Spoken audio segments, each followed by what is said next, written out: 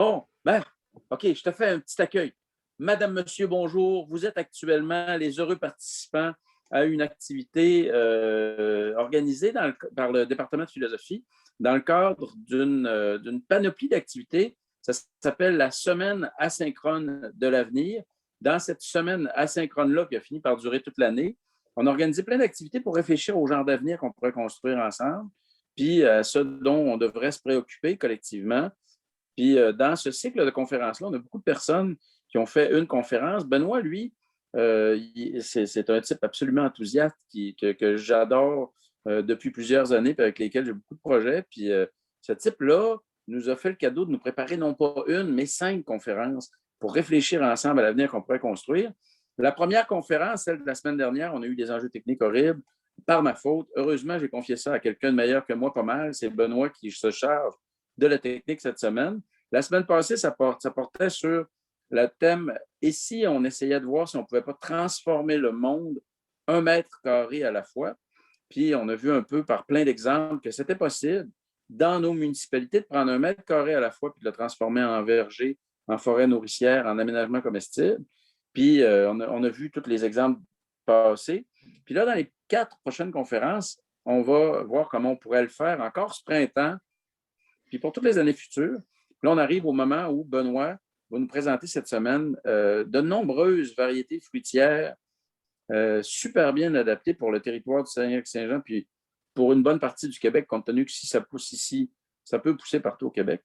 Ça fait que pour nous présenter ces magnifiques espèces-là, je vous invite à accueillir chaleureusement, il ne faudrait pas réapplaudir, là. On a déjà applaudi à tout rompre Benoît Poirier tout à l'heure. Ça fait que Benoît, considère-toi comme applaudi et accueilli, puis je te cède la parole. Merci. Euh, Avant de commencer, je souligne juste que l'écran derrière moi, c'est une initiative régionale là, pour ceux de la région, là, qui est le Grand Dialogue, là. Juste pour dire d'où ça vient, là, c'est vraiment de la concertation régionale pour finalement un peu parler de comment on pourrait faire la transition. Bref. Donc aujourd'hui, on va parler des végétaux nourriciers. C'est sûr, on n'en parlera pas de tous parce qu'il y a une panoplie, mais on va en parler quand même des principaux. Euh, Attendez. OK, parfait. Cette conférence est gratuite. Par contre, moi, je vous invite, si vous le souhaitez, à faire des contributions volontaires. Pas pour me rémunérer moi, là, mais c'est parce que dans notre région, je suis en train de mettre en place avec plusieurs amis un projet de serre collective, serre communautaire à énergie passive. Donc, finalement, c'est une serre que ce qui sert, c'est que c'est une serre qui n'a pas besoin d'être chauffée en permanence.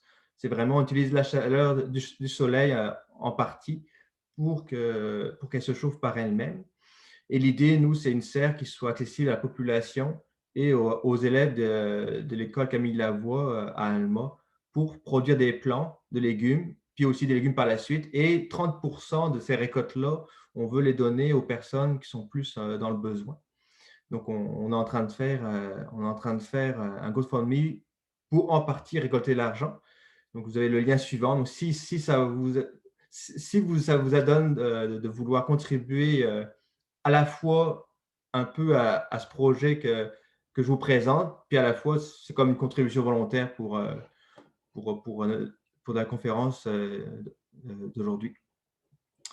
Puis d'ailleurs, je te coupe la parole encore, Benoît. Oui, Je pas de tiens problème. à souligner que cette serre-là dont Benoît vous parle, elle va être déployée, si tout se passe bien, sur le terrain du pavillon Camille Lavoie, c'est-à-dire une école très bien centrée au milieu de la cité étudiante là, qui est au centre d'Alma.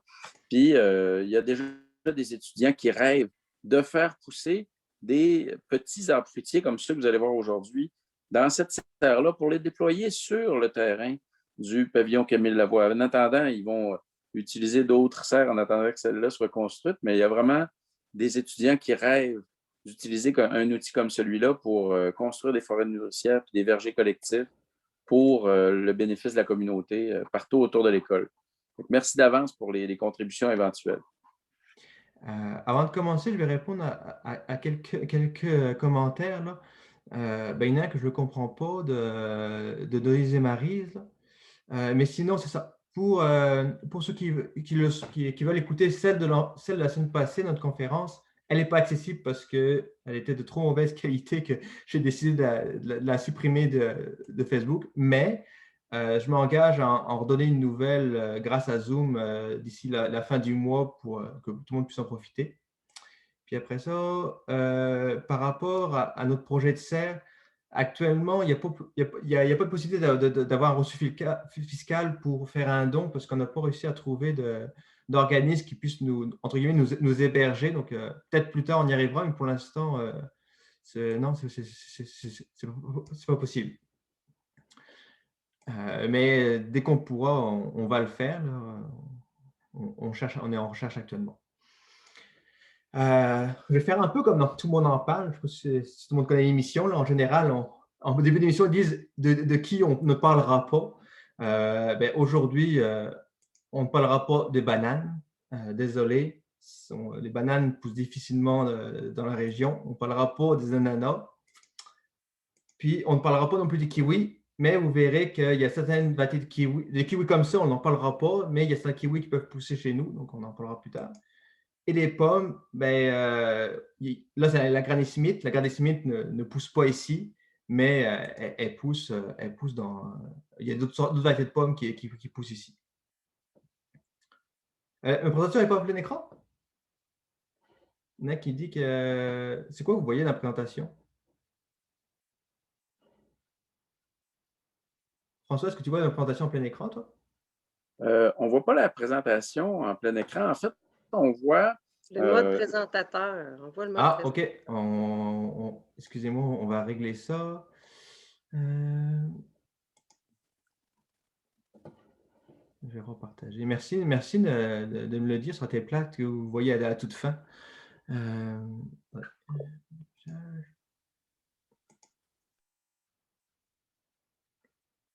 Ça, c'est toujours le problème quand on utilise plusieurs écrans. Merci vraiment beaucoup de nous signaler ces détails-là parce qu'on essaie de faire un bon enregistrement. La semaine passée, Benoît vous le disait, c'est absolument exécrable, c'était une horreur absolue. S'il y en a qui tiennent vraiment à le voir, je vous le montrerai, mais ce sera seulement si vous êtes vraiment gentil. Mais vraiment, on va en faire une bien meilleure version quand Benoît est de bonne humeur. Là. Il est tout le temps de mauvaise humeur, le maudit. Fait que là, j'y en demande pas trop, mais bien que soit de bonne humeur, on va en faire une maudite bonne. Celle-là de la semaine passée, c'est parce que c'est moi qui filmais. Film absolument terrible. Je laisse Benoît continuer de parler. Non, continue à meubler, c'est bien correct. OK, bon. Là, vous devez voir normalement l'écran au complet. C'est correct? Oui. OK, parfait. On voit ton visage en bas à droite, puis on voit l'écran pâle en haut sur tout l'écran. Bon, parfait. Donc, puis là, vous voyez… Attendez. On voit un gars avec des écouteurs avec le tour de son visage. Okay. Je me recette comme il faut. OK. Là, vous voyez les kiwis, c'est ça? Oui. Bon, super. On peut faire pousser ça, Benoît? C'est merveilleux. Non. Ces kiwis-là, ce ne sera pas possible. Là. Comme je disais, la fameuse Granny Smith, là, oubliez ça pour la faire pousser ici, ça ne marchera pas. Par contre, on a quand même de nombreuses variétés qui peuvent pousser. Je vais juste me resetter comme il faut. Comme changer mes affaires. Parce que là, je veux comme être certain que s'il y en a qui veulent venir, qu'ils puissent rentrer. Depuis tantôt, c'est moi qui clique pour les faire rentrer. OK, bon. Parmi nos fruits, on va commencer par parler de nos petits fruits bleus. Un qui est peu connu finalement, c'est la mélanchée du Canada. Ça pousse à peu près partout. Ça pousse même très, très, très, très bien.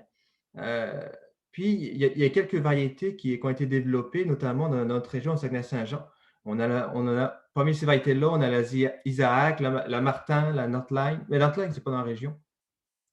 Ça, c'est le fruit finalement qui est aussi sucré quasiment que le bleuet. Donc, c'est pour dire que des fois, dans nos petits fruits qu'on a ici, on dit, ouais, ils sont beaux, ils sont cute, mais il manque un peu de sucre. Là. La mélanchie est très sucrée. Ça, on peut faire des tartes, on peut les manger de même. Moi, je trouve que c'est quasiment de même qui sont les meilleurs. On peut les manger, on peut faire du vin, on peut faire de la confiture. La seule chose, c'est qu'eux, c'est des fruits qui ne mûrissent pas tout en même temps. Donc, finalement, si on y va trop tôt, ben, la ramasse est moins intéressante parce qu'on marche plus qu'autre chose. Puis, si on va trop tard, ben, ils nous fondent entre les doigts si on veut. Par contre, ce qui est certain, c'est que si vous en achetez puis vous en plantez chez vous, c'est un fruit là, que moi il a mis 2 ans avant de faire des fruits, puis ça m'a pris 4-5 ans avant d'en manger. Pourquoi? C'est parce que ça m'a pris 3 ans pour comprendre que les merles sont très friands de ce fruit-là. Puis comme ça mûrit au fur et à mesure, ben, les merles, ils guettent le fruit puis ils le mangent dès qu'il est mûr. Donc, c'est pour ça que si vous en avez, là, mettez un filet.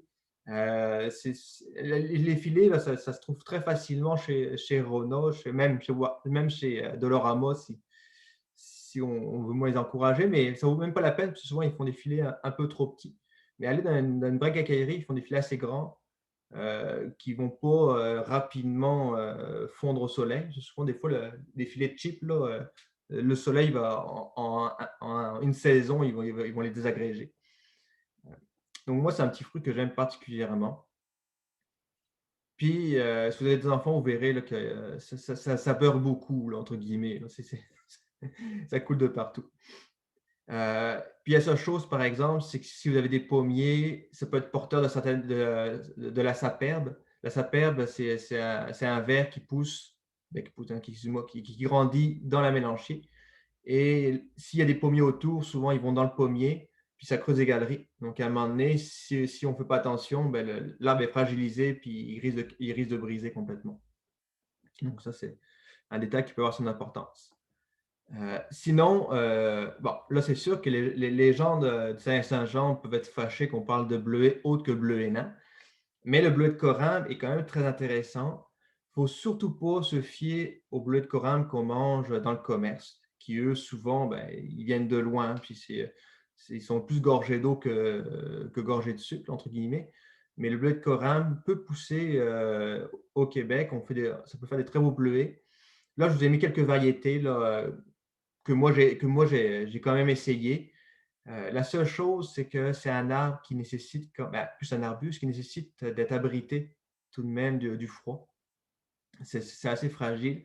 Et surtout, c'est qu'au niveau du sol, faut une terre acide. Donc là, on ajoute de la tourbe pour acidifier le sol, sinon il ne se plaira pas. Puis c'est un fruit donc, c'est comme l'autre bleuet, on peut le manger frais, on peut le manger en pâtisserie, en confiture. Ensuite, c'est un peu dans les derniers fruits, le fruit qui est apparu peut-être dans la dernière décennie au Québec, la camerise. Je pense que c'est rendu assez connu. On en trouve encore difficilement dans les marchés parce que c'est quand même un fruit émergent. Et là, on a une panoplie de variétés qui ont été développées.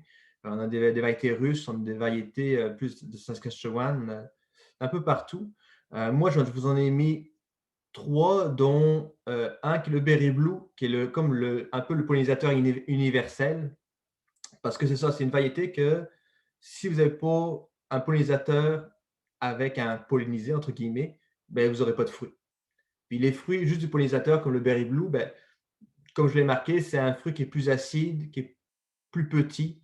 Donc, c'est moins intéressant, mais il pollinise, mettons, le Oroa, qui est un des fruits les plus gros. Il est comme un peu croquant. C'est un fruit qui séduit beaucoup le monde.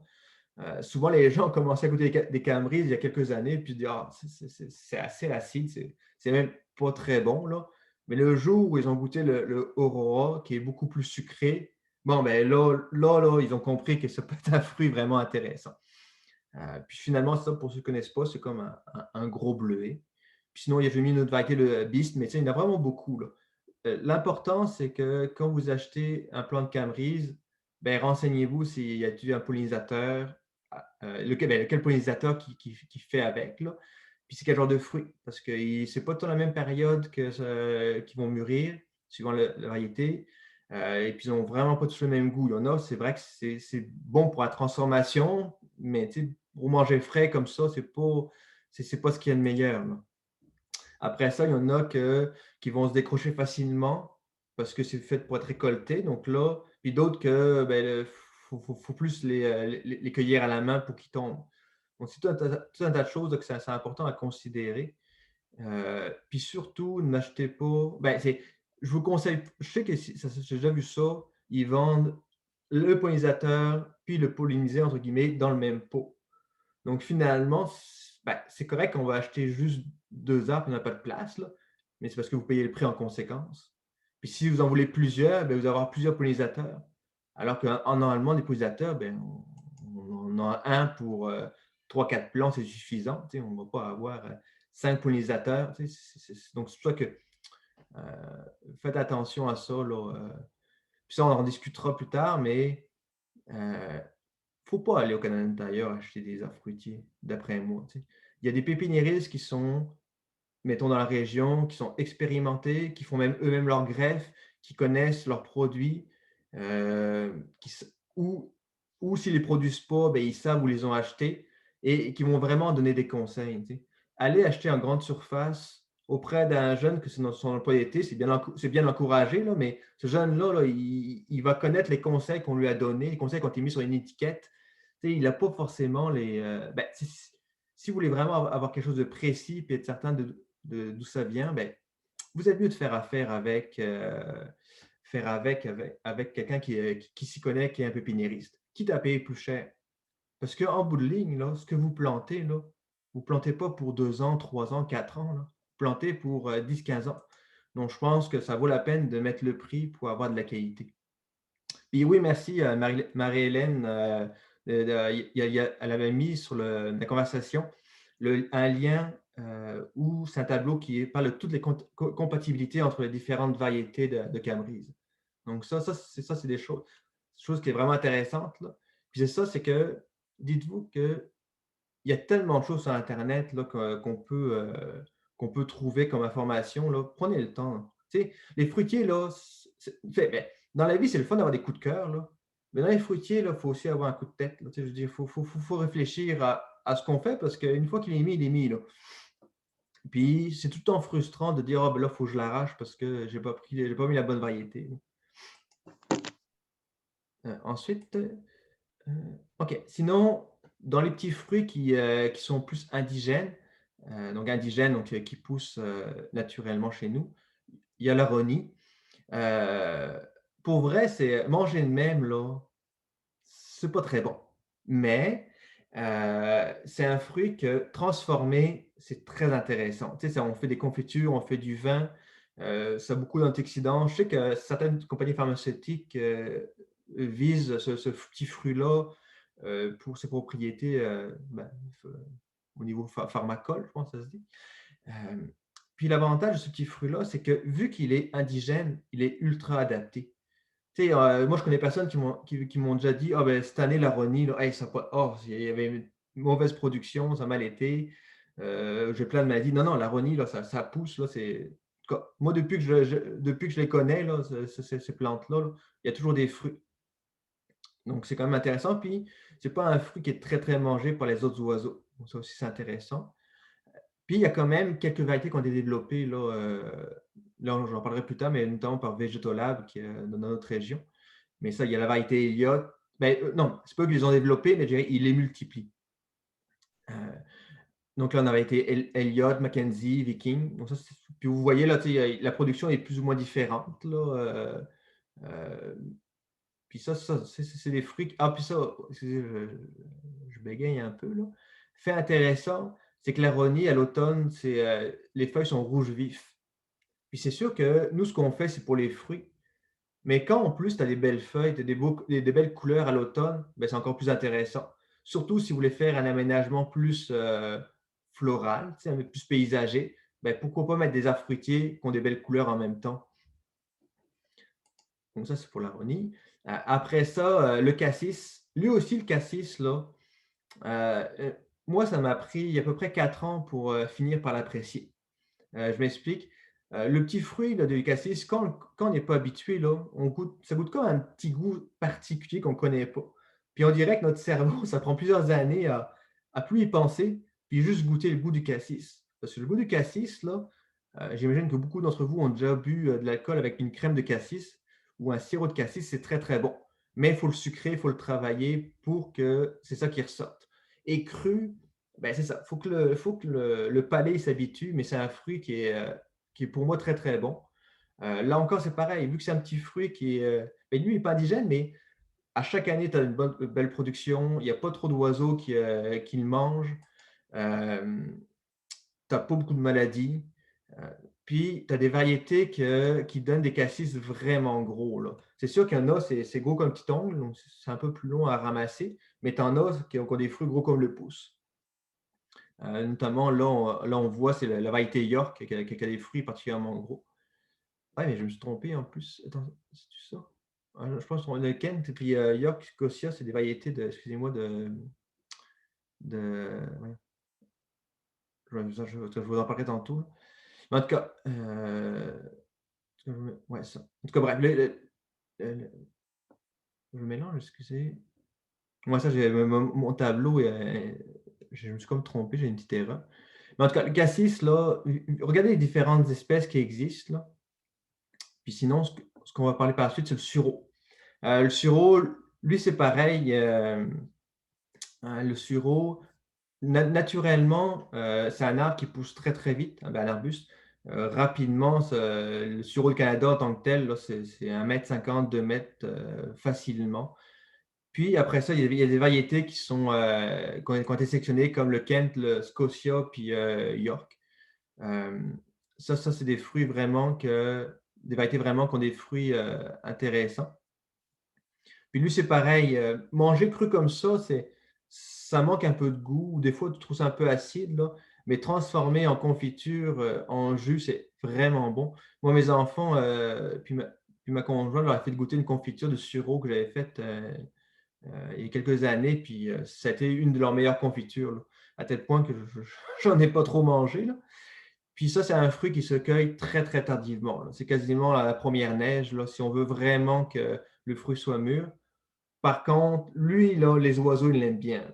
Donc, c'est à faire attention là, si vous le plantez chez vous, là. Mettez un filet ou bien surveillez que les oiseaux ils ne commencent pas là, à trop en manger.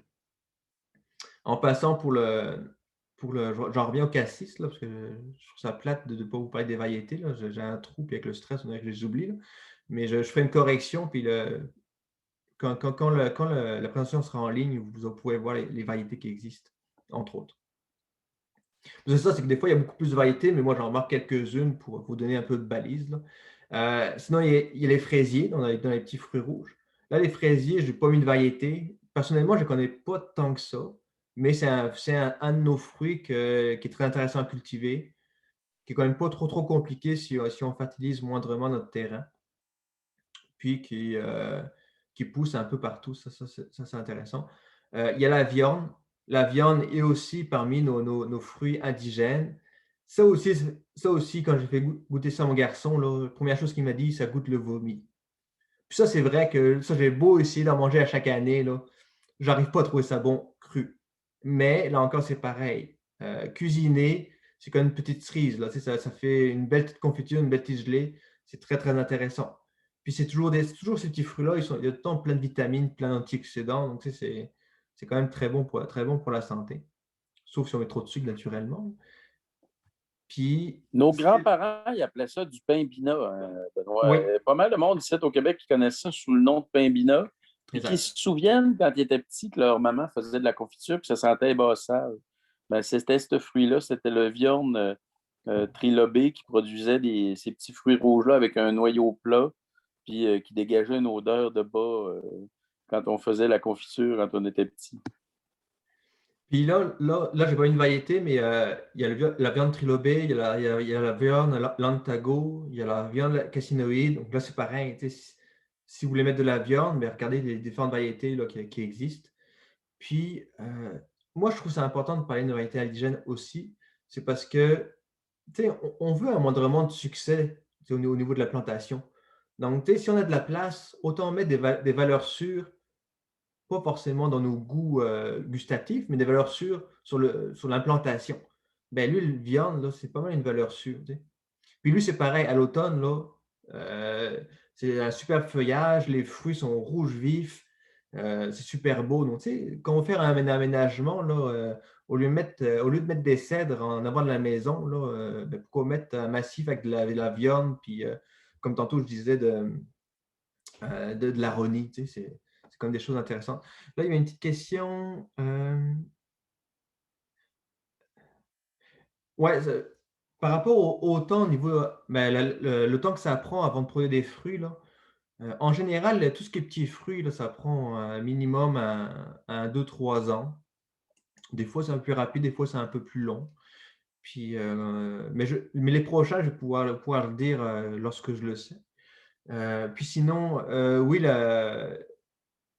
si vous avez des pins, il faut faire attention avec des arbustes comme le cassis. Là, des fois, il y a des maladies qui se transmettent, là. Donc, mais moi, de ce côté-là, je ne rentrerai pas là-dedans parce que je ne connais pas toutes. Puis moi, ce que je vais vous vendre, c'est des fruitiers. Mais c'est vrai qu'il faut faire attention à ça des fois, là, pour éviter de perdre des arbres notamment. Après ça, ben, les framboises. Là, je pense que ça, c'est le fruit que tout le monde connaisse. Par contre, tout le monde ne connaît pas, mettons, les framboises jaunes. Là, je n'ai pas mis de variété, mais il me semble que de mémoire, il y a la Queen Mary qui existe. Puis ça, c'est une framboise. Ce qui est le fun, c'est qu'elle n'est pas beaucoup mangée par les autres animaux. On dirait qu'elle est comme moins appétissante pour eux autres. Euh, Puis, elle pousse, elle mûrit sur une longue période. Donc, ça, c'est intéressant. Après ça, on a la Jewel qui peut être noire, puis qui est notamment résistante à l'anthracnose, qui est une des maladies. Là, j'ai mis un exemple de Red Booty, là, qui est très rustique. Sinon, dans celle qui est un peu plus connue, il y a la mammouth, qui, elle, c'est comme la grosse framboise. Donc, ça c'est vraiment intéressant. Puis après ça, une particulièrement intéressante aussi, c'est la Pathfinder, qui, elle donne des framboises tout l'automne. Donc, c'est ça qui est le fun avec les framboises, c'est que vous êtes capable d'avoir certaines variétés qui vont donner des framboises très tôt en juillet, puis d'autres qui vont donner tout l'automne. Puis moi, j'en ai une personnellement chez nous qu'on m'a donné, je ne sais même pas c'est quoi cette variété-là, mais elle donne des framboises de mi-juillet jusqu'à temps qu'il gèle, là. Donc, comme elle est plein sud, je mange des framboises pas mal jusqu'à mi-octobre, là. Donc, ça, renseignez-vous des framboises, là. Prenez plusieurs variétés. Là, chez vous, là, ce qui est le fun, c'est on peut planter des framboises assez proches entre elles, là, mais il y a vraiment beaucoup, beaucoup de variétés. Puis, si vous tombez sur des pépiniéristes qui connaissent bien leurs framboises, ils sont capables de vous vendre à l'autre framboise pour en avoir quasiment tout l'été, là. Ça vaut vraiment la peine. Puis la framboise, c'est un petit fruit que tout le monde aime. C'est quand même pas trop exigeant comme fruit. Quoique, si vous voulez avoir de la bonne framboise sur plusieurs années, il faut fertiliser quand même. Puis, il faut quand même faire attention avec voyons, la drosophile, là, qui est une petite mouche qui pond qui pond des petits vers dans la framboise. Puis, suivant les régions, là, ben, elle arrive rapidement, là. Chez nous, au Saint-Jean, c'est plus pour les framboises d'automne qu'on a des risques d'avoir des petits vers dedans. Ça, c'est un peu tannant, là. Mais là encore, c'est pareil, si vous faites des confitures, ça va faire de la protéine. C'est sûr que sinon, si vous les mangez crus tout le temps, ben, à l'automne, vous n'avez peut-être pas le goût de vous retrouver avec un verre, avec des petits verres dans les mains, puis finalement dans votre bouche, là. Mais pour ceux qui font la transformation et qui ne sont pas écœureux, ben, ça ne donnera pas de goût à votre confiture et ce ne sera pas toxique, là. Après ça, dans les autres petits fruits, on a le gadelier. Donc là, il y en a qui appellent ça les gadeliers, il y en a qui appellent ça les groseilles. Euh, Moi ici, je vais vous parler des gadeliers rouges. Là, il y a une variété que j'ai plus vu souvent, c'est le redneck. Donc ça, c'est vraiment des petits fruits à peu près gros comme long. C'est très acidulé. Moi, j'aime ça parce que c'est comme des altérants. Il y a comme beaucoup de jus dedans quand même, proportionnellement à la grosseur du fruit. Puis là, c'est pareil, ça pousse facilement. Les oiseaux ne le mangent pas trop. La seule chose, c'est que vous verrez, tout ce qui est groseillier, gadelier, là, ça finit par avoir des maladies. Puis souvent, vers le mois d'août, il y a comme quasiment plus de feuilles, là. On dirait qu'ils sont quasiment morts, là. Mais ce n'est pas grave, là, c'est juste une maladie. Ils vont donner des fruits pareils l'année suivante, il ne faut pas s'inquiéter. Donc, esthétiquement, ce n'est pas très, très beau. mais au moins on est capable d'avoir des fruits à chaque année. Puis ça, c'est pareil, on dirait qu'il n'y a pas de mauvaise année. Donc ça aussi, c'est l'intérêt d'avoir plusieurs variétés de fruits, c'est qu'on veut pouvoir manger des fruits à chaque année. Tandis que si on a juste une seule variété, si on a juste, mettons, quelques pommiers, ben ça se peut qu'il y ait des années qu'on ne mange aucune pomme, qu'on n'a rien à manger. Puis, il n'y a pas de plus beau plaisir que de manger des fruits qui poussent chez nous. Puis, bizarrement, quand ils poussent chez nous, même s'ils ne sont pas très, très beaux, là, on les aime pareil. Là. Ça, c'est comme les enfants. Quand c'est un autre, on les aime tout le temps. Là. Tandis qu'à l'épicerie, ben, s'il y a un fruit et moindrement une petite poque, là, on l'aime moins, on ne veut pas l'acheter. Après ça, dans les gadeliers, non, les gadeliers, ils n'ont pas d'épines. C'est plus les groseilles qui ont des épines. Comme le gadelier blanc, là, c'est pareil. Moi, je connais la variété White Pearl. Moi, c'est mon gadelier préféré. Je trouve qu'il a vraiment un petit goût acidulé particulier là, que j'aime vraiment beaucoup. Puis il y a le Pink Champagne que je n'ai pas encore goûté là, parce que où j'en plante, ils n'ont pas encore donné. Lui, il n'est pas blanc, mais il est comme rosé, le fruit. Ça aussi, c'est pareil, ces petits fruits-là là, en smoothie ou juste pour décorer une assiette. Là. Tu sais, ça... Puis là, on ne voit pas sa photo, là, mais ça fait comme un petit fruit avec plein de petites graines jaunes dedans, là, en semi-transparence. C'est vraiment cute. Après ça, là, dans les groseilles et macros, là, on a des aiguilles, là, suivant la variété. Comme par exemple, si on regarde la variété Pixwell puis Invicta, ben, eux ont des épines particulièrement épineuses. Là, je veux dire, c'est par contre, si vous avez des enfants et que vous ne voulez pas qu'ils y touchent, c'est une bonne nouvelle. Par contre, vous ne voulez peut-être pas qu'ils se piquent. Donc, ça, il faut faire un peu attention là, avec ces groseilliers-là. Mais ça donne des fruits très, très bons, autant frais qu'en pâtisserie. Je ne dirais pas en confiture parce que moi, la confiture de groseille, je n'ai jamais aimé ça. Mais ça a l'air que c'est bon. Et pour bien du monde, moi, c'est une des confitures que moi, il y a deux confitures que j'aime pas, c'est la confiture de groseille puis de raisin. Mais il y a plein de monde qui les aime. Donc là, vous voyez, là, il y a quelques variétés que j'ai mis de groseille. Donc, j'ai mis dans celles que je connaissais et qui poussaient quand même bien. Puis là, c'est pareil, c'est comme la gadelle. Là. À un moment donné, il n'y a plus de feuilles, on dirait qu'il y a des maladies et tout ça. Donc, mais c'est pas grave, ils auront donné leurs fruits pareil. Le cerisier nain, lui, j'en parlerai pas beaucoup plus, tout simplement parce qu'il fait partie des arbres qui ont été décevants dans la région. Là. Quand ils sont apparus, les cerisiers nains, on dirait que c'est formidable, c'est un cerisier qui résiste à moins 40 degrés, qui n'a pas de maladie, puis tout ça. Mais finalement, après quelques années, on s'est aperçu qu'il y avait des maladies, que finalement, ben, il gelait un peu au printemps au niveau des fleurs. Moi, personnellement, le mien, il a pris 6 ans avant de commencer à faire des fruits. Oui, pour les âges, justement, là, tout ce qui est cassis, groseille, là, au bout de 2 ans, là, vous avez des fruits. Donc, ça, c'est vraiment fun. Cerisier nain, moi, ça a pris à peu près 4-5 ans. Mais c'est parce que au début, c'était une poignée de fruits. Là. Puis il y a eu des années où la poignée s'est même rétrécie parce que les fleurs ont gelé ou elles ont coulé. Donc, tu sais, au bout de 7 ans, j'étais prêt à le couper, mais finalement, là, ça fait 3 ans qu'il fait des belles années. Donc, finalement, je le garde le mien. Là. Puis il donne quand même des cerises en bonne quantité. Par contre, ce n'est pas des cerises de France. C'est des cerises qui sont quand même plutôt acides. Mais là encore, c'est pareil. Tu sais, quand on sait que c'est acide, on finit par trouver ça bon. Puis c'est très juteux. Moi, j'aime ça, ces fruits-là. C'est que oui, ils sont acides, mais on dirait que le côté juteux désaltère davantage. Donc, ça donne un fruit intéressant. Puis tout ce que je vous dis, même quand je dis que c'est pas bon ou très acide ou quoi que ce soit, c'est que quand c'est cuisiné, quand on rajoute de sucre, on corrige un peu ça pour les mettre à notre goût. Donc, c'est ça qui est intéressant. Puis le cerisier nain, lui, il drageonne beaucoup. Il drageonne vraiment beaucoup. Donc, drageonner, c'est vraiment des branches, des racines qui refont des branches. Donc, moi, dans mon gazon, j'ai plein de petits cerisiers nains qui poussent. Mais comme c'est mon gazon, c'est pas grave parce que je passe à tondeuse et on n'en parle plus. Là. Mais c'est ça pour le cerisier nain. Moi, je connais pas assez les différentes variétés. Je sais que ça, en effet, il y a le Roméo, il y a le Juliette, il y a le Crimson Passion. Moi, je peux juste dire qu'en général, le cerisier nain, c'est ça n'a pas donné de bons résultats. Après ça, il y en a qu'on ont quand même chez eux, puis ça va très, très bien. Comme le mien, peut-être parce que je suis dans un endroit où il n'y a pas beaucoup de maladies, puis que je suis proche de la rivière, je suis au sud, ben, il n'a pas non plus gelé vraiment l'hiver. Mais ça, c'est à essayer. Mais, c'est pas moi. Ça reste que si vous avez qu'un seul arbre à mettre, là, moi, je ne conseille pas le cerisier. Non. Je trouve qu'il y a C'est-tu trop de celui-là risques. qui fait les griottes avec lesquelles on fait Oui, des oui, confitures à l'automne? oui. Les fameuses griottes, c'est ça? Oui, c'est une sorte de griotte, oui. OK, parce on a fait des confitures fantastiques avec ça, puis c'est les cerises qu'on utilise dans le gâteau forêt noire.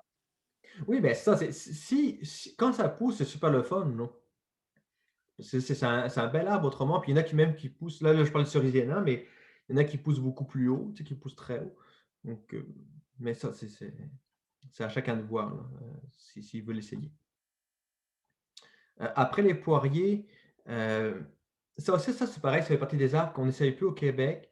Mais si vous avez de la place, là, premièrement, c'est un super bel arbre. Ça peut vraiment pousser haut, là, ça peut pousser vraiment à 10-15 mètres de hauteur suivant le porte-greffe. Parce que là, c'est ça. Jusqu'à maintenant, tous les arbres que je vous ai parlé, des arbustes, c'est pas greffé en général. Par contre, quand on arrive dans les poiriers, c'est greffé quasiment à 100%, sauf les pollinisateurs. Parce que les pollinisateurs, ils sont là pour polliniser. Donc on n'a pas besoin qu'ils fassent des fruits particulièrement intéressants. Par contre, si on veut un fruit intéressant, il faut que ce soit greffé. Donc, c'est là aussi que c'est important de connaître c'est quoi le porte-greffe. Est-ce que c'est un porte-greffe qui va faire que l'arbre va être très, très haut ou très petit? Est-ce que c'est un porte-greffe qui va être assez rustique dans ma région? C'est là qu'il faut commencer à questionner le pépiniériste. Puis si les pépiniéristes n'est pas capable de vous répondre, ben peut-être que ce n'est pas le pépiniériste idéal. Là. Moi, je pense qu'un bon pépiniériste devrait savoir c'est quoi le porte-greffe, parce que souvent, c'est le porte-greffe, ben pas souvent, mais le porte-greffe est aussi important que le greffon, donc, qui est finalement la variété qui est greffée sur le porte-greffe. S'ils ne fit pas ensemble, là, ça ne fera pas un bel arbre fruitier. Là. Ben là, on en parlera tantôt, là, mais si vous avez un peu d'espace, puis vous avez un pommier qui est greffé sur un porte-greffe qui lui fait prendre beaucoup d'espace, beaucoup plus grand, ben, ça ne sera pas adapté chez vous. Si vous avez beaucoup d'espace et que vous ne voulez pas avoir un pommier nain, ben là, il faut le savoir tout de suite. Il faut savoir c'est quoi qu'est le porte-greffe. Donc, ça, c'est quelque chose à prendre en considération.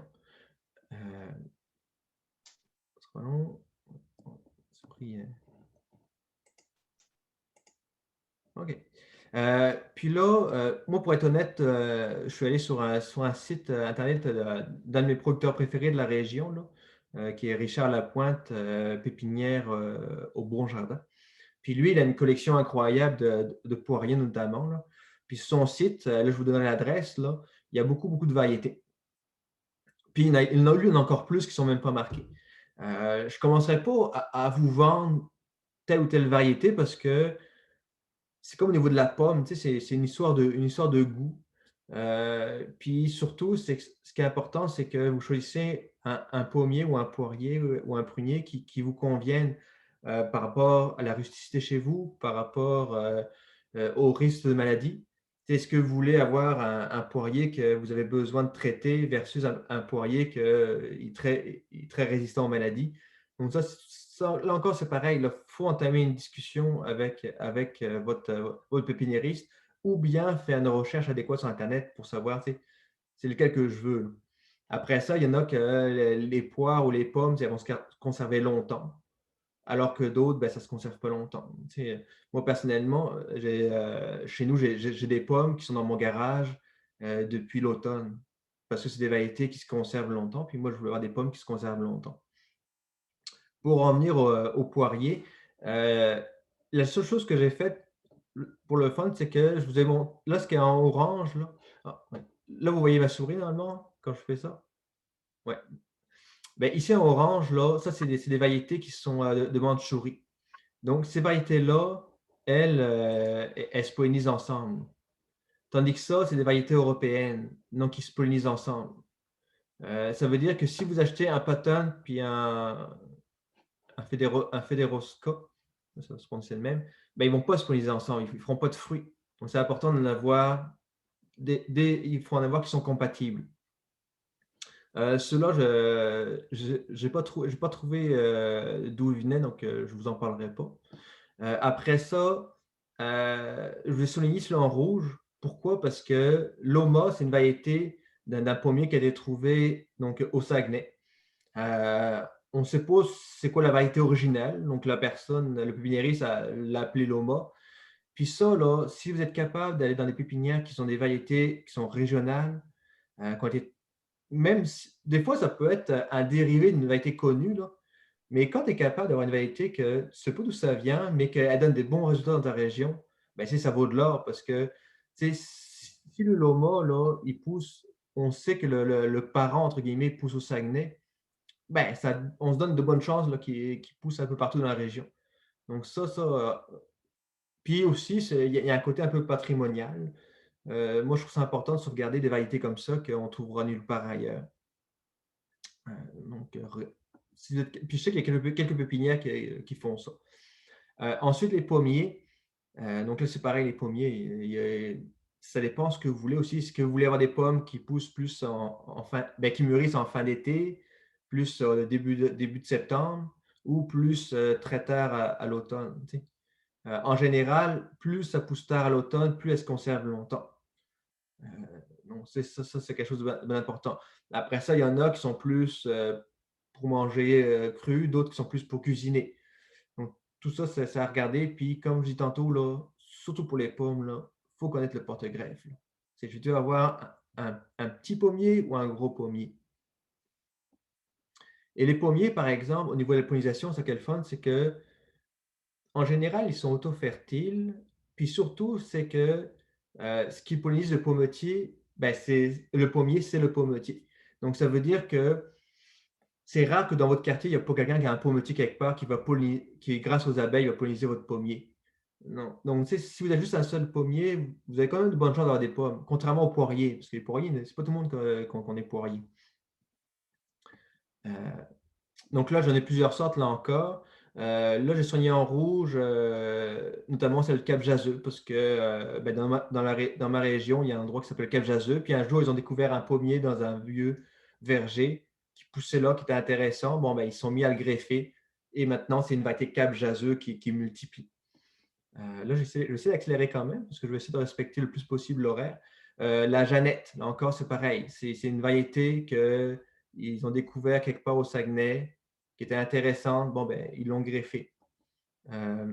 Sagar, ça, j'ai retenu l'histoire particulièrement. Sagar, vous devez connaître sûrement de nom Paul Desmarais, tout le monde le connaît. Là. Ben, apparemment, dans ce secteur-là, il y avait un vieux verger, puis il y avait un seul pommier qui donne des pommes intéressantes. Donc, lui, ils l'ont greffé, puis ils l'ont appelé la variété Sagar. Puis la vieille ferme, c'est pareil. C'est là où la pépinière existe, cette pépinière-là. Puis il y avait une variété qui donnait des pommes intéressantes. Ils l'ont appelé la vieille ferme. Quand tu parles de ça, Benoît, des différents greffons de pommiers dont tu viens de nous parler, des différentes variétés, y a-t-il eu des essais à ta connaissance dans la région pour prendre des branches de ces différentes pommes-là, puis d'en greffer, mettons, sur un pommetier, puisque tu sais, souvent, il y a des gens qui ont des pommetiers chez eux. C'est-tu imaginable de greffer une bonne branche d'un bon pommier sur un pommetier qui donne juste des pommettes? Ben oui, puis ça, je vais vous dire, vous aurez qu'à suivre la prochaine conférence que je ferai sur la multiplication des végétaux, puis on en parlera. Mais oui, je pense que c'est la semaine prochaine, je me souviens un peu de la date. Là. Ben, je me souviens je ne sais pas si c'est vendredi prochain ou vendredi d'après, mais oui, puis je ne veux pas aller plus loin parce qu'il est déjà 19h49. Après ça, moi, je pense qu'il y a un arbre qui est méconnu au Québec, c'est le prunier. Premièrement, le prunier, là, c'est bien plus rustique en général que les pommiers. Donc, déjà, en partant, on cède, là, et on a des prunes extraordinaires qui peuvent pousser dans la région. Et notamment, ici, vous voyez le prunier bleu, ici, là, c'est un prunier qui, lui, ne se greffe pas. Ben, il n'est pas toujours greffé. Et, ça peut être directement des drageons qui sortent du sol. Donc, premièrement, ça fait que si ça gèle au complet, parce qu'on a un hiver un peu plus rough, bien, il repartira du sol, puis vous aurez des prunes encore. C'est une belle petite prune bleue. En général, elle est grosse à peu près comme ça. Là. Donc, gros quand même, un peu plus petit qu'une balle de ping-pong. Là. Mais c'est une prune qui se conserve sans problème à 3 semaines au frigidaire. Parce que ça, c'est un peu la lacune des pruniers, par exemple. C'est que souvent, les prunes, là, ça ne se conserve pas longtemps. Mais le prunier bleu, ça conserve extrêmement longtemps, 3 semaines. On peut faire des pruneaux, donc vraiment des prunes séchées. Moi, j'en ai des fois congelé, dénoyauté, puis je fais des tartes après avec des prunes congelées. On peut faire de la confiture. C'est quand même un fruit qui est extrêmement sucré, frais. Je m'explique, parce que quand on fait une tarte, parce que souvent la peau est très acide. Donc, quand on fait une tarte, là, si on ne sucre pas assez, là, on dirait que l'acidité de la peau ressort trop. Mais ça, moi, ça reste un fruit vraiment intéressant. En plus, pas beaucoup de maladies. Puis, à part les guêpes qui vont les attaquer, les prunes, quand elles sont trop mûres ou quand elles sont abîmées par, mettons, la grêle ou par la gelée, ben, il n'y a pas vraiment de traitement à faire. Puis, il y a pas beaucoup les oiseaux ne mangent pas bien les prunes. Là. Justement, par rapport aux pommes, là, les pommes, il faut faire attention pour plein de maladies quand même, même si elles sont dites résistantes. Là. La prune, il n'y a pas trop de problèmes. Puis là, on a tout le temps, d'un côté, les pruniers américains, puis les pruniers européens. Donc là, j'ai mis quelques variétés. Européennes, j'en ai mis juste 2. Donc, il y a la Mont-Royal qui est un peu plus connue, puis la Reine Claude. Mais il y a aussi d'autres variétés là, qui existent, ou quand des fois on parle de prunier des habitants. C'est comme un peu le Mont-Royal. Là. La seule chose, c'est que les variétés européennes, comme ceux-là, sont un peu moins rustiques. C'est un peu le bémol. Puis dans la variété américaine, il y a beaucoup de variétés quand même. Là, il y en a juste quelques-unes.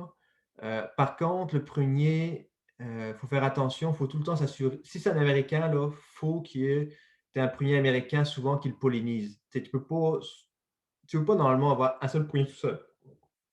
Dans les variétés européennes, comme Royal et Reine Claude, là, sont aux pollinisateurs. Excusez.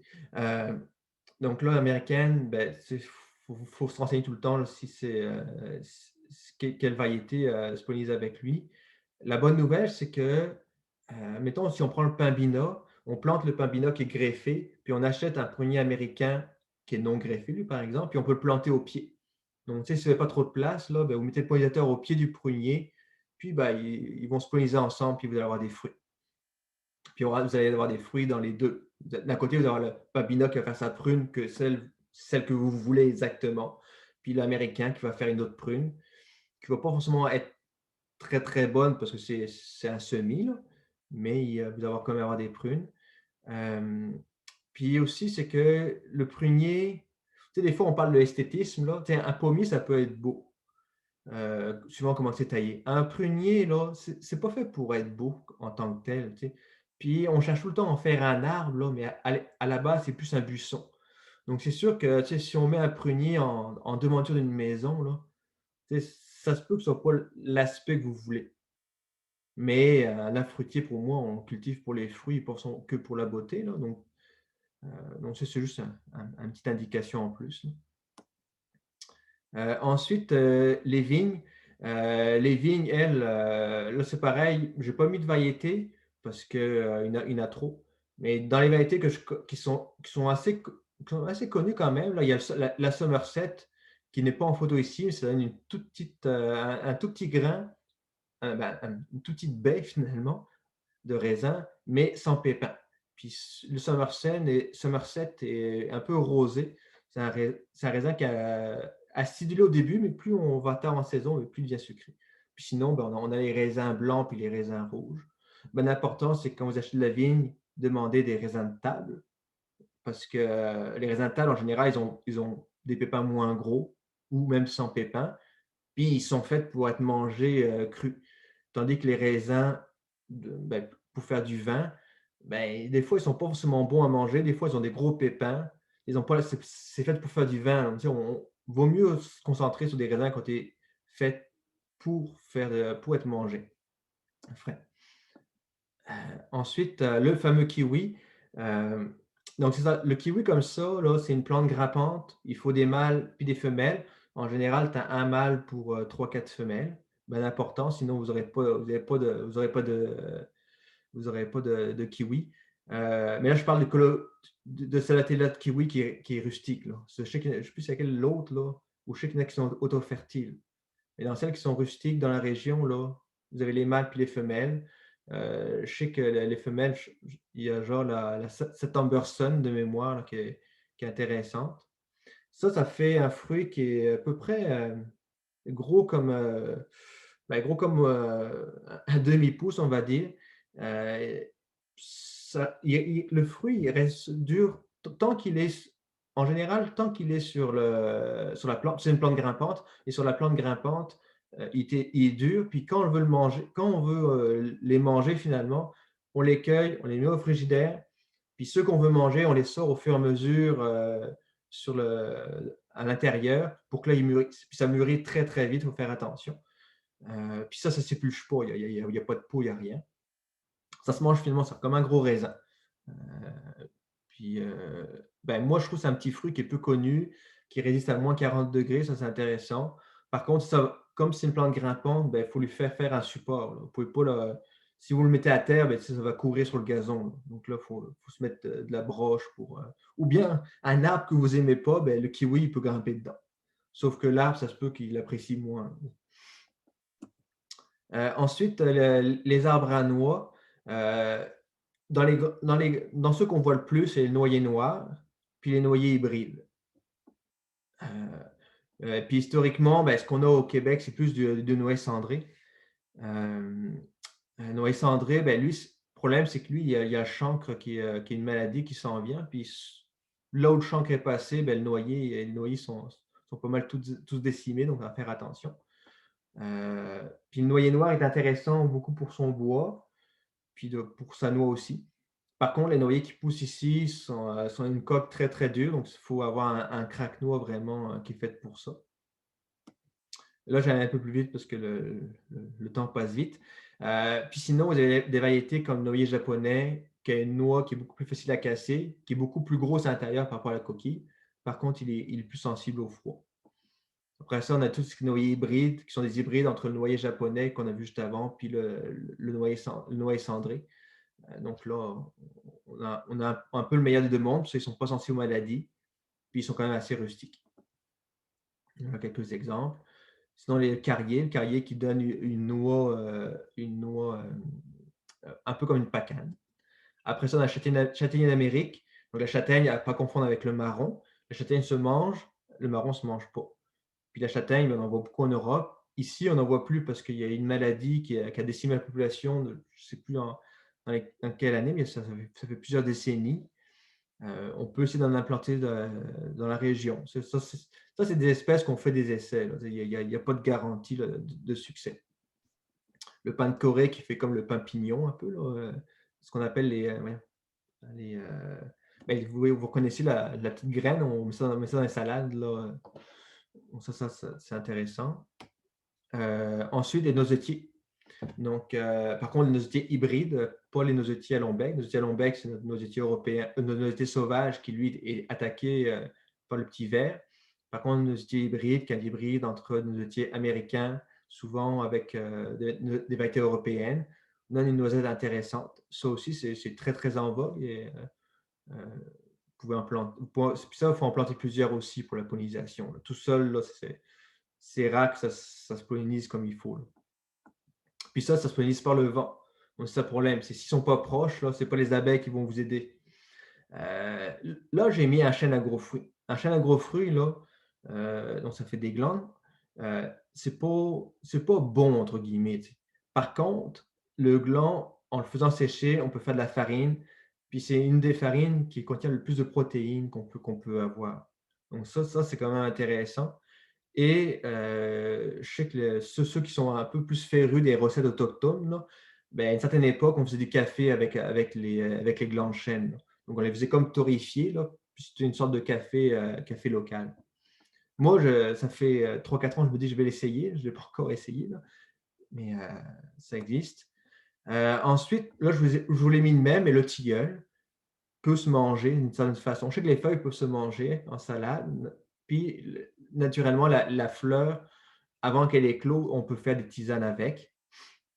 Mais surtout, c'est que votre tilleul va être un arbre qui va attirer les pollinisateurs. Puis ça, on en parle. Là, j'ai une autre conférence que je donne prochainement sur la création de vergers. Si on veut avoir un verger diversifié, puis si on veut attirer les pollinisateurs, dont les abeilles, ça prend des arbres qui les attirent.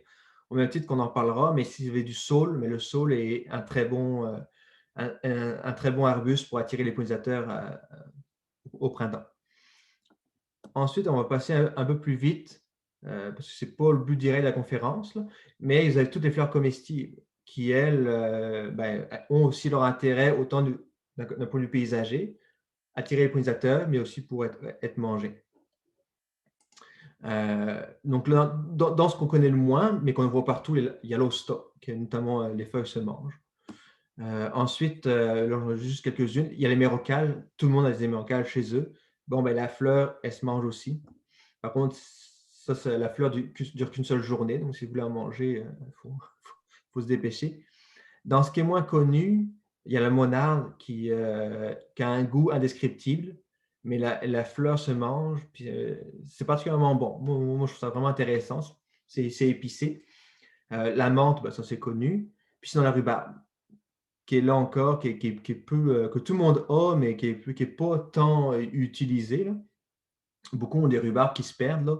En passant, petite astuce, là, souvent on a un seul pied de rhubarbe. Puis là, on pense qu'on ne peut pas les cueillir, les couper plusieurs fois.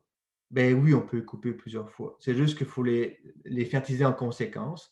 Puis quand on les coupe, ben, on ne les coupe pas à n'importe quelle date. C'est comme moi, ma rhubarbe, je vais la couper. Donc là, on commençait à sortir peut-être dans un mois et demi à peu près, vite de même. Mais début juillet, avant qu'elle fasse sa première fleur, là, je la coupe quasiment au complet. Puis ce que je fais, c'est que comme je ne suis pas forcément prêt à la cuisiner, je la coupe en petits tronçons, puis je la mets au congélateur. Comme ça, j'ai déjà ma rhubarbe qui est prête là, quand je veux faire une recette. Puis après ça, ben, moi, souvent, je la recoupe début août. Ou là, pareil, je refais une petite bâche coupée, je mets au congélateur, puis là, j'ai ma rhubarbe pour plus tard. Par contre, il ne faut pas la couper juste avant les premières gelées, là, parce qu'on peut épuiser le plant. Puis il ne faut pas la couper 10 fois dans l'été. Mais on peut la couper 2 fois, 3 fois, il n'y a pas de problème. Puis quand on n'est pas trop sûr, là, ben, on n'est pas obligé de la couper complètement. Moi, je prends peut-être un peu plus de risques de la couper complètement. Là. Mais quand vous avez peur de trop l'épuiser, coupez-en moins. Puis ça, mettez au congélateur. C'est vrai que des fois, c'est ça, c'est que dans l'été, c'est comme la frénésie. Là, on a plein de fruits partout, puis là, on ne sait plus où donner de la tête. Bon, ben, c'est tout ce que vous êtes capable de congeler, faire sécher au fur et à mesure, ben, faites-le. Ça va vraiment vous épuiser mentalement, puis vous aurez pareil vos fruits pour l'hiver. Puis oui, dans les smoothies, c'est un goût acidulé qui est très intéressant. Là. Donc, moi, c'est pas mal fini, donc je suis content. Il est 20h03. Puis, je finis par une photo rappel de notre projet de serre. C'est pour ceux qui veulent nous aider à le financer. Même si vous avez juste un 5 $ à mettre dans GoFundMe, ben, ce sera un 5 $ de plus. Soyez pas gênés. Puis, c'est vrai, avant de finir, là, moi, c'est les sources que j'ai utilisées, mais il y a d'autres sources partout sur Internet. Premièrement, ça, là, ce livre-là, là, c'est… attendez, j'ai l'impression que ça se voit dans la caméra. Ah, non. Ça, c'est un de nos seuls livres québécois sur les arbres fruitiers. Puis souvent, au Québec, ça, le problème, c'est qu'on n'a pas de livres québécois. On est comme pogné à prendre des livres européens qui ne sont pas adaptés à chez nous. Je vais mettre comme ça devant ma face. C'est difficile de le voir. Il faudrait que tu… Oui, mais comme ça, vous devez le voir. Là. Ah non, même pas. Ah, mais… Non. Mais de toute façon, vous l'avez là, le livre. Là. Vous l'avez là, ça s'appelle « Les arbres fruitiers, arbres et arbustes fruitiers du Québec ». Ça a été réalisé par une pépinière, qui est la pépinière ancestrale. Puis, j'ai enlevé la vidéo. De toute façon, j'ai fini, donc je vais pouvoir arrêter de partager. Je vais vous dire d'abord, je vous montrerai après. Donc, mes sources, moi, puis une bonne pépinière, c'est Végétolab. Eux, je ne sais pas comment ils vendent au niveau de l'extérieur de la région, là, mais appelez-les. Puis surtout, sur leur site, là, vous avez tellement d'informations là, sur tous les arbres fruitiers, surtout les arbres à petits fruits, là, c'est pas mal leur créneau. Puis eux, ils multiplient. Puis là, vous avez plein d'informations sur ce qui existe. Le Gîte au Beau Jardin, ben, c'est eux que je vous disais qu'ils avaient beaucoup de sortes de pommiers, de variétés de pommiers, de variétés de poiriers, puis un peu de pruniers. Ils ont aussi autre chose, là, mais moi, je vous parle de ce qui vient plus me rechercher chez eux. Ensuite, dans la région, à Saint-Gédéon, il y a Pépinière Belle-Rivière. Lui, il n'a pas de site Internet. Là. Mais des fois, il faut sortir de là, là. Il y en a qui n'ont pas de site Internet, mais qui ont un savoir tellement extraordinaire que ben, ils n'ont pas besoin de site Internet parce qu'ils ont leur clientèle, là. Puis lui, là, ben, si on prend les deux personnes-là, là, à eux deux, là, ils concentrent 150 années d'expérience parce qu'ils ont tous les deux 75 ans et plus d'âge. Comme on dit, là, ils en ont derrière la casquette, là. Donc, si vous voulez avoir des bons conseils de gens qui ne sont pas là pour vous vendre des arbres parce qu'ils en ont assez vendu dans leur vie, mais par contre, ils peuvent vous donner des conseils précieux puis vous vendre des arbres de qualité, là, mais retenez-les. Puis ça, même si vous n'êtes pas de la région, là, ciblez des fois les pépiniéristes qui ont de l'expérience, si vous en avez, parce que ceux-là, là, souvent, c'est des perles, puis il faut en profiter pendant qu'ils sont encore là, parce que ces gens-là, ce n'est pas forcément les meilleurs non plus là, pour transmettre, écrire leur savoir quelque part. Tu sais. Monsieur Nicole Côté, qui est pépinière à Belle-Rivière, là, lui, il n'a rien écrit, là. Tout dans sa tête. Là. Donc, profitez-en pendant qu'il est encore là pour qu'il vous divulgue de son expérience. Là. Ça vaut vraiment la peine. En passant, je ne suis pas payé par eux autres, là, mais c'est juste que c'est des amis. Puis je pense que c'est important d'élever un peu plus les gens qui ont du savoir puis qu'ils ne crient pas sur les toits alors qu'ils pourraient. Tu sais. Puis ensuite, par rapport aux livres, là, mais c'est aussi des gens très, très compétents. Il y a Pépinière ancestrale. Puis c'est fini pour mon diaporama. Donc là, je vais arrêter de partager pour vous montrer un peu plus le livre. Puis je vais enlever le fond d'écran. Ce sera pas bien long. Donc là, vous allez voir que le fond d'écran est moins sexy que ma photo. Donc ça, le livre en question, c'est celui-là. Puis vous avez vraiment, là, vous avez vraiment, il s'appuie plein de techniques de taille, de toutes sortes de fruits. Puis ce qui est le fun, là, c'est qu'eux, surtout pour la pomme puis la prune, là, ils mettent des variétés qui sont non commerciales, entre guillemets. Des variétés que vous n'achèterez pas ça à l'épicerie. Mais c'est celles-là les plus intéressantes, puis c'est celles-là qui sont adaptées. Ou même, tu sais, les variétés qu'on va cueillir à l'île d'Orléans, là, elles sont super le fun, là. Mais c'est des variétés qui sont commerciales, c'est là pour produire, puis ça demande, ils sont exigeants au niveau des pesticides. Ou même si c'est bio, c'est exigeant tout court pour faire des fruits. Mais quand vous êtes chez vous, là, des fois, ça prend des variétés qui vont peut-être moins de fruits, mais qui sont plus rustiques. Donc, chercher des variétés qui sont vraiment adaptées à notre climat, qui ne sont pas trop gourmandes en soins, entre guillemets. Donc, c'est pour ça que regardez là-dedans, là, dans un livre comme ça, là, parce que là, vous aurez des variétés vraiment que c'est adapté, c'est sûr, puis que c'est plus ancestral. À Normandin, à Normandin, il n'y a pas vraiment de pépinière que je connais, à part la pépinière qui est ministérielle, mais ils ne vendent pas d'arbres fruitiers. Je ne sais pas dans Normandin quelle pépinière il y a d'intéressante. Moi, comme je dis, les pépinières que je connais, que je travaille le plus, entre guillemets, là, c'est Pépinière Belle-Rivière qui est à Saint-Gédéon, puis Pépinière au Bon-Jardin. J'étais au Bon-Jardin qui est à Saint-Fulgence. Là. Après ça, c'est sûr qu'il y en a que ce n'est pas des gens qui vont multiplier les arbres, ce pas des gens qui vont greffer, mais que j'ai confiance là, qui vont aller s'alimenter vers des fournisseurs qui sont adéquats. Mais je ne parlerai pas de ceux que je ne connais pas. Tu sais. Moi, je parle de ceux que je connais puis que je n'aurais pas peur de vous dire, allez-y. Tu sais. Comme Végétolab, là, j'ai confiance. Tu sais, ils font de la micro-bouture, ils font de la bouture in vitro. Ils vendent des plants de très, très belle qualité, qui sont exempts de maladies. C'est important. C'est comme les framboisiers, quand qui veut beaucoup de framboisiers, tu as des pépinières qui vendent que des framboisiers, que c'est sûr que c'est de la qualité. Donc, tu sais, faut chercher. Là, je ne sais pas s'il y en a qui ont des questions ou vous pouvez même prendre la parole, il n'y a pas de problème, c'est pas obligé de. Végétolab, c'est à Alma, mais côté Saint-Cœur-de-Marie. Puis vous allez voir sur leur site Internet, là, vous allez les trouver. Hey, moi, je vais prendre la parole un petit peu, Benoît, pour te remercier très, très sincèrement, man, de nous avoir préparé toute cette présentation-là. Je suis vraiment extrêmement content d'avoir été ici avec toi ce soir. Moi, j'ai vu des rêves passer là, devant mes yeux pendant la conférence. Dans ces arbres-là, c'est sûr qu'il y en a que je voudrais avoir sur mon terrain.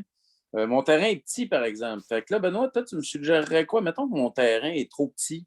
Toi, tu me dirais de faire quoi, là, compte tenu que j'ai rêvé tout le long de tes propositions? Tu me dirais de faire quoi, là, si j'étais n'importe qui est là dans le groupe, puis que j'avais un terrain trop petit pour mettre les arbres que tu me proposes? Ben, moi, c'est sûr que ben, soit vous faites comme Alma, puis vous décidez de créer des vergers collectifs, où là, la population va pouvoir en profiter en plus de vous. Sinon, ben, moi, c'est sûr que si j'ai qu'un seul arbre à choisir, j'ai un fait pour les pruniers, parce que les prunes, vous n'en trouverez pas. Des pommes, là, vous en trouverez des pommes pareilles ailleurs, tu sais, puis qu'elles seront tout aussi bonnes que les vôtres, là. Même des bio, ça se trouve, là. Tandis que des prunes, ben, on n'en mange pas à part celles d'Ontario, puis moi je les trouve assez décevantes parce que ben, c'est pas de leur faute, là, ça vient de loin. Donc, plus ça vient de loin, ben, plus il y a des risques que ce soit moins bon. Donc, je favoriserais les pruniers. Puis dans tout ce qui est gadelier, ben, c'est des arbustes en plus qui peuvent pousser à l'ombre de votre prunier. Donc, c'est intéressant là, quand même là, de pouvoir avoir ça. Euh, Puis sinon, ben, si vous avez sûrement un coin où vous pouvez faire grimper du kiwi, qui en plus, le kiwi il peut pousser à l'ombre. Tu sais. Donc, c'est pas mal ça que je dirais. Là.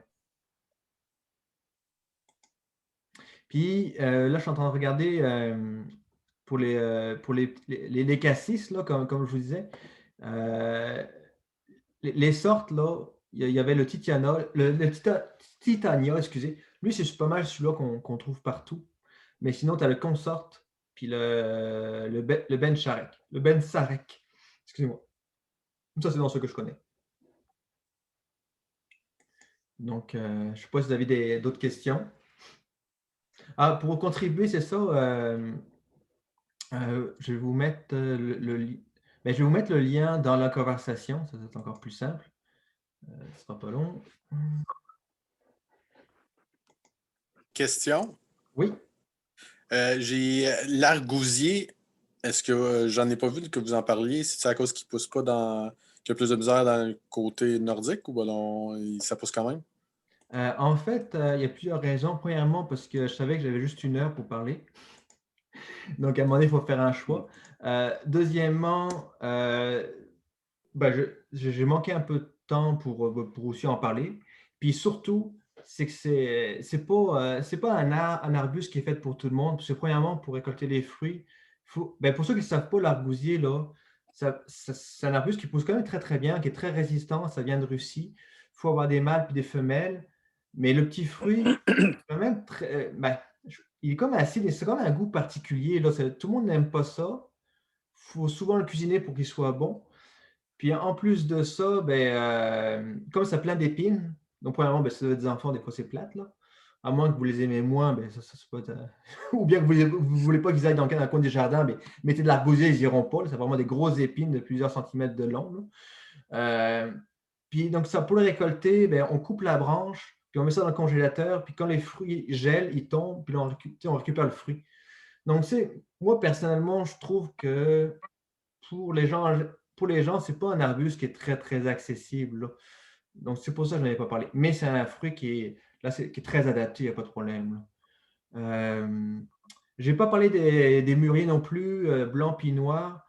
On aurait pu. Mais là, il y a comme 2 choses. Là. Il y a l'arbre mûrier qui, lui, ne pousse pas vraiment ici. Ben, c'est quand même assez fragile. Sinon, il y a le mûrier qui est comme finalement un peu une ronce. Ben, c'est une ronce. Donc ici, ben, ceux qui ne connaissent pas la ronce, ben, ça ressemble un peu au framboisier, sauf que ça a vraiment des grosses épines. À date, là où j'en ai fait planter à Alma, les résultats sont mitigés. Mais c'est censé être résistant, être rustique ici. Mais je n'ai pas vu encore beaucoup, beaucoup de bons résultats. Là. Puis le problème, c'est que le mûrier, là, lui aussi, c'est pareil. Là. Si vous voulez avoir un coin que vous ne voulez pas que les enfants aillent, là, mettez du mûrier, là, ça fait des ronces. Ou si vous avez un chalet, puis vous voulez être sûr que si vous ne voulez pas mettre des clôtures partout, il ne faut pas que les gens y aillent. Là. Mettez de la ronce, du mûrier, là, pas de problème. Là. Personne ne pose Ça ça. remplace la caméra de chasseur. Là. Ça Ouais, remplace c'est ça. les systèmes de sécurité habituels. C'est vraiment tenace. Là.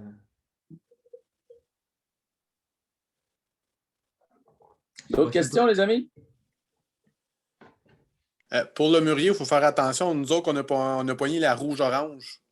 OK.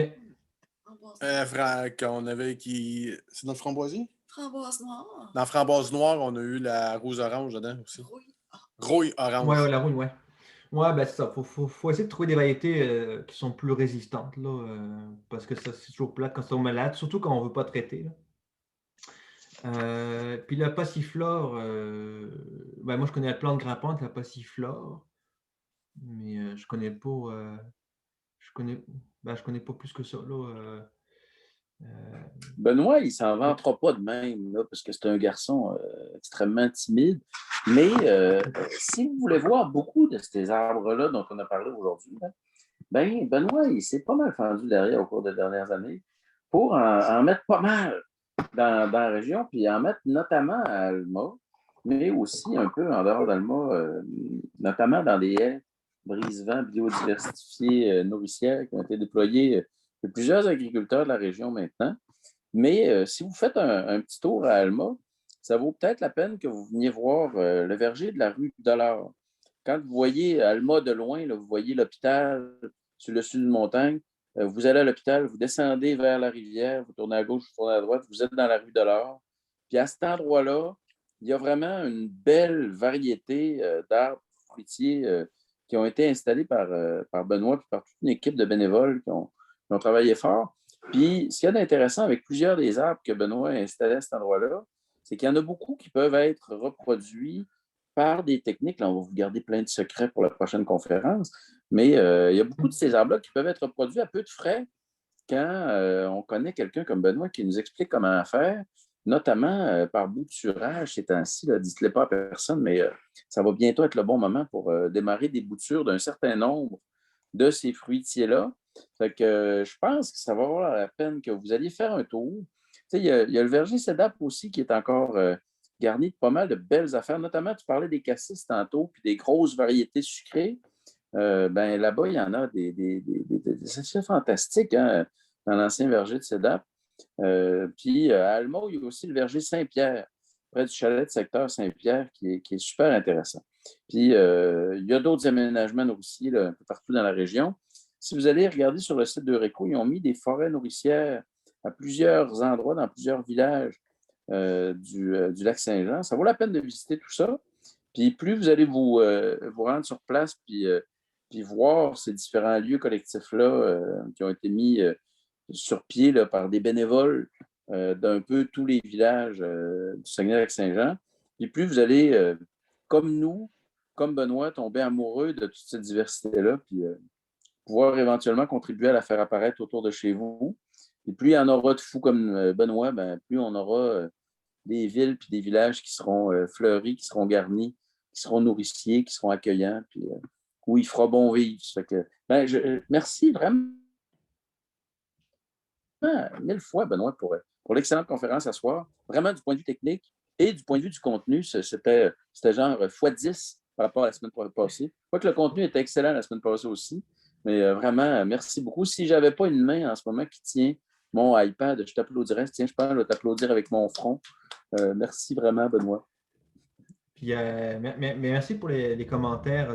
Ben, puis, je sais que c'est pas facile de tout le temps participer comme ça via une caméra, là, mais merci à tous ceux qui ont alimenté la discussion. Là, ben, moi, ça me donne du feedback, là, donc je suis content que ça vous ait plu. Je suis content des questions.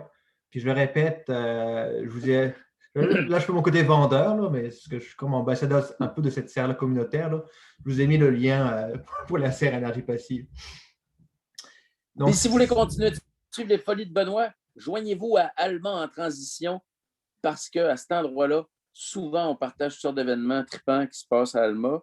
Vous pouvez aussi vous joindre à la page Les Butineurs où on annonce souvent non seulement les récoltes collectives, mais aussi les corvées de plantation d'arbres et d'entretien des vergers. Y a-t-il d'autres sites où le monde devrait joindre, Benoît, pour être sûr qu'il ne nous manque pas les prochaines choses? Je n'en ai pas d'autres qui viennent à l'esprit. Là. Sinon, pour ceux qui sont plus d'Alma, il y a quand même le réseau nourricier là, qui rassemble tous nos différents vergers qu'on a mis en place. Là. Mais même si vous n'êtes pas d'Alma et vous voulez être inspiré par des vergers, n'hésitez pas à se joindre à ce réseau-là. Puis sinon, juste une dernière chose, par rapport aux autres conférences, là, soit vous allez voir, cherchez sur Facebook quand est-ce qu'elles sont les autres. Là. Mais sinon, avec cette conférence-là, cet événement-là, j'ai marqué les autres dates là, des autres conférences. Là. Ça va toujours être vendredi à la même heure. Ouais. On va continuer de confier à Benoît la technique parce qu'il est 100 fois meilleur que l'ancien technicien de Marc. Puis on espère vous voir nombreux dans les prochaines. Surtout dans celle-là où on va apprendre en compagnie de Benoît à fabriquer plein d'arbres pour nos voisins, si jamais on a des petits arbustes chez nous. Puis éventuellement partager cette folie-là avec plein de monde. Bienvenue à tous si ça vous tente de venir vous rejoindre. Là, j'ai vu qu'il y avait une question là, de Flatou. Oui, Flatou, hein? C'est drôle pareil comme nom, là. C'est diminutif de ma blonde puis moi, là, mais. Bienvenue, Flatou. Oui, c'est ça. Tantôt, François, tu parlais qu'il y avait une espèce de regroupement là, de personnes qui ramassaient les fruits dans des villes en Alma. Moi, j'habite actuellement à Arvida. Je ne sais pas s'il y en a un dans ce coin-là, parce que dans le fond, je sais que moi, j'en ai sur mon terrain. J'ai un pommier qui produit, mais tout autour là, de chez nous, je ne sais pas, il y en a des dizaines là, de pommiers. Puis, je les vois tomber sur la pelouse, puis il ne se passe absolument rien. Je trouve ça un peu décourageant. Puis, moi, je me suis arraché des cheveux pendant plusieurs années en constatant ça. C'est pour ça qu'on a démarré les butineurs. Puis, les butineurs, Karine Routier, ça s'appelle à Alma, ça s'appelle les butineurs. À Montréal, ça s'appelle les fruits défendus. À Saguenay, il y a un groupe analogue.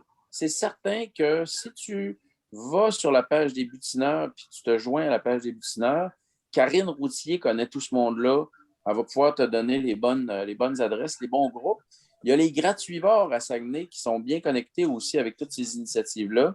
Ça fait que si jamais tu cherches à travers les gratuivores ou à travers les butineurs, c'est sûr que tu vas être bien orienté. Mais c'est vrai que c'est scandaleux, tous les fruits qui se perdent à terre. Plus on sera nombreux à les voir, puis à souligner qu'on pourrait faire mieux, puis plus il y en a trop à ramasser. Ces gens-là, ils ne veulent pas mal faire non plus. Je pense qu'ils ne savent juste pas quoi faire avec ou quoi que ce soit. Puis je suis certain d'aller les voir puis arriver avec une espèce de programme ou quelque chose de mis sur pied pour les récupérer. Je suis certain que ça ne leur dérangerait pas. Donc, c'était plus comme ça. Mais s'il y avait déjà un organisme qui existe, tant mieux. Là. Je ne veux pas partir quelque chose. Je sais qu'il en existe un. Oui, mais je veux voir justement avec Karine Routier. J'ai pris ça en note. Merci beaucoup. Puis, merci pour la présentation. C'est cool de voir du monde de la place avec ça fait plaisir. parce que les fruits, légumes, un peu Saguenay, Lac-Saint-Jean, c'est pas pareil comme au sud. Puis pas mal, tout vient du sud aussi. Fait que je suis bien content que vous preniez le temps de le faire. Puis je vais essayer de prendre le temps de vous suivre aussi pour les prochaines fois, mais c'est pas toujours facile. Félicitations. Merci. Puis sinon, c'est sûr que c'est entre guillemets un peu choquant là, de voir des fruits qui se perdent. Mais tu sais, ils se perdent pour les humains, là. Mais en bout de ligne, des pommes qui vont rester à terre, là, elles vont nourrir le sol, puis elles vont nourrir le pommier, tu sais. C'est sûr qu'on préférait qu'elles nourrissent nous, là, mais si ça peut vous consoler, là, moi, c'est comme ça que j'arrive à me consoler, là, c'est que ces fruits qui tombent à terre, qui pourrissent, ils vont nourrir le sol de toute façon. C'est sûr que si le pommier est sur l'asphalte, ça ne nourrira pas l'asphalte. Mais au moins, il y a bien des endroits que au contraire, c'est peut-être une bonne nouvelle parce que des fois, quand le propriétaire ne nourrit pas son pommier avec un petit peu d'engrais qui peut être bio, bien sûr, là, ou de compost, c'est peut-être pas plus mal là, que les pommes restent là parce que ça va nourrir le pommier. Tu sais. Ouais. Parce que les arbres, c'est comme nous, ça ne vit pas d'amour et d'eau fraîche. Là, tu sais, ça a besoin d'être nourri. Là. Mais des fois, ça vaut la peine de surveiller parce que moi, en bas de la rue, chez ma mère, il y avait un bonhomme qui louait des champs, puis il y avait des pommiers magnifiques, man. Mais à tous les automnes, le sol se ramassait jonché de pommes, puis le bonhomme ne les ramassait pas. Moi, je me disais, je vais aller ramasser. Puis à un moment donné, le bonhomme écœurait des pommes, il a coupé tous les pommiers. Fait que des fois, ça vaut la peine de téléphoner au butineur et de dire, hey, je pense qu'il y a des pommes qui mériteraient d'être ramassées parce que ça peut sauver le pommier. Fait que vérifions au cas où, là, pour être sûr de ne pas laisser mourir des pommiers, faute de ramasser. Karine Routier, des butineurs, c'est la clé pour ça. Ou sinon, tu fais comme moi, tu vas voir le voisin, puis tu lui demandes, puis tu vas y aller chercher. Oui, d'accord. Le moyen low-tech. Oui, exact. Mais quand tu es une gang, pour y aller, c'est plus facile. Ouais, quand tu arrives avec des macarons. Mais c'est vrai que c'est un bon point qu'il y a bien des fois que les gens, il faut juste leur demander. Puis ils seront tellement contents. Moi, Moi, pour la petite histoire, puis après ça, moi, je vais vous laisser bientôt parce que j'ai d'autres obligations. Là. Mais c'est ça, ma petite histoire. À un moment donné, ma blonde achète un divan sur Internet. J'arrive là-bas, c'était à Alma. Puis là, je vois un pommier. Je fais, hey, il est beau votre pommier. Puis ils m'ont dit, hey, veux-tu des pommes en plus du divan? Tu sais? Donc finalement, j'ai acheté un divan, puis j'ai eu un sac de pommes gratuit. Tu sais? Puis les gens étaient super contents. Tu sais? Ils disent, ben, on en donne quand les gens arrivent. Tu sais? Pas hésiter des fois. Puis c'est ça, moi, je n'ai pas demandé des pommes. J'ai dit, hey, il est beau votre pommier. Des fois, votre voisin, vous pouvez le complimenter sur son pommier pour avoir des pommes. Des fois, c'est vrai que ça peut paraître un peu gênant de dire est-ce que je peux en avoir, là, mais c'est ça, c'est une petite astuce de même. Une chose que j'ai appris, si tu ne demandes pas, c'est sûr que la réponse est non. Si tu demandes d'une façon polie, il se peut que la réponse soit oui. Oui. Puis, c'est pour ça que je l'ai essayé. Moi, c'est un mûrier. Il ramassait jamais ses murs dans les dernières années. C'est un arbre mûrier. L'année passée, j'ai ramassé 25 kilos de mûres. Gratos, man! Ça en fait. Oui. Nous autres, il a donné un autre voisin à ma mère. J'ai donné des pots maçons, là, parce que 25 kilos, à un moment donné, t'es fait pas congeler. Là. J'ai donné des pots maçons et on a fait des échanges de même. Mais c'est comme. J'ai ramassé à tous les 2 jours, à toutes les journées, j'allais chercher.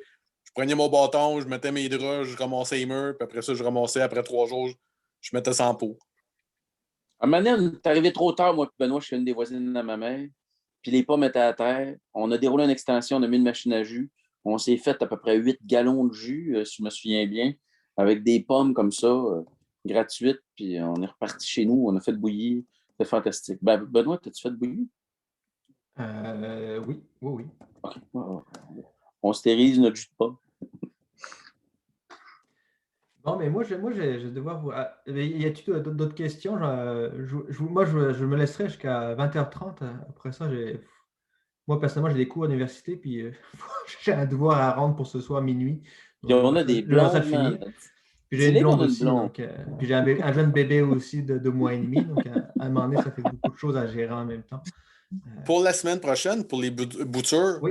Est-ce que vous allez parler de l'arbre mûrier, pas nécessairement de l'arbre, vraiment de l'arbre mûrier? Parce que moi, je suis un peu plus au sud, je suis à Laval, un petit peu au nord de Montréal. Je suis un peu un intrus par rapport à vous. Là. Mais non, c'est pas correct. Ben, personnellement, j'ai pas pensé, puis c'est pas un arbre. Ben, j'en ai connu en France, des mûriers, là, mais ici, j'en ai pas connu.